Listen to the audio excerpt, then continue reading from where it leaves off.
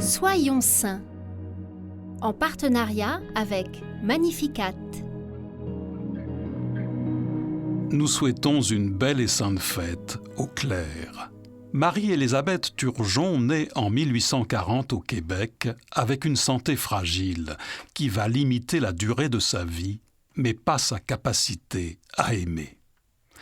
Cette jeune femme, bourrée d'optimisme et d'une joie de vivre incroyable, est passionnée par l'enseignement. Elle décide bien vite de consacrer sa vie à l'éducation des enfants des campagnes qui sont souvent privés d'une instruction élémentaire.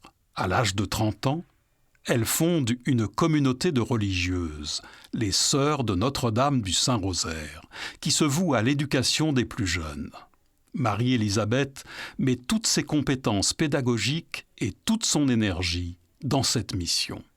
La communauté grandit rapidement et s'étend bientôt dans plusieurs diocèses du Québec grâce à la méthode pédagogique innovante de Marie-Élisabeth qui se base sur un enseignement utilisant les 5 sens. C'est une enseignante très aimée et respectée qui a un talent éducatif remarquable.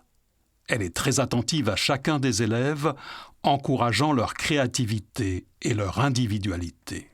Marie-Élisabeth est convaincue que l'éducation doit aussi transmettre des valeurs de manière concrète et pas seulement des connaissances académiques. Un jour, alors qu'elle est en mission à Kamouraska, se déclenche une terrible tempête de neige qui rend impraticables les routes.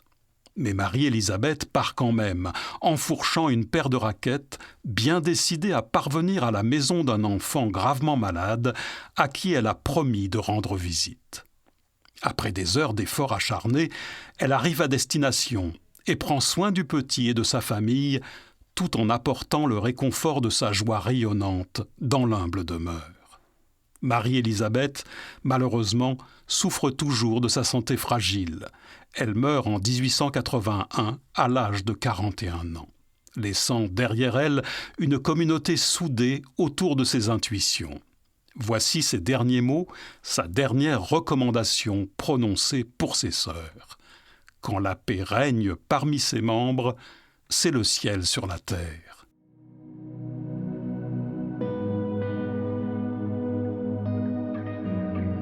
Bienheureuse Marie-Élisabeth Turgeon, daignez répandre dans nos âmes une part de cette paix que vous vivez au ciel. Qu'à votre exemple, nous ayons à cœur de la transmettre avec joie tout autour de nous.